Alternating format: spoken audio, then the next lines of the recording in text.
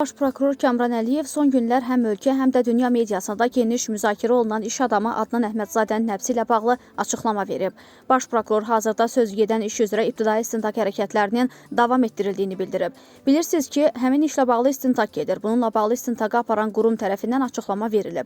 İstintaqın indiki mərhələsində istintaqın taktikası baxımından hər hansı bir əlavə məlumat vermək məqsədə müvafiq deyil, deyə Kamran Əliyev qeyd edib. Xatırladaq ki, Adnan Əhmədzadə Dövlət Təhlükəsizlik Xidmət tərəfindən saxlanılıb. Onun barəsində 4 aylıq həbs qəti imkan tədbiri seçilib.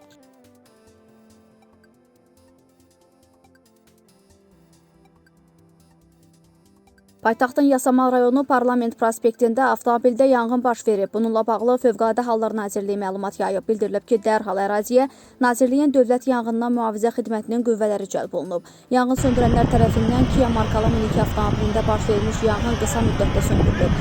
Yanğın nəticəsində minik avtomobilinin mühərrik hissəsi və salonu yanıb.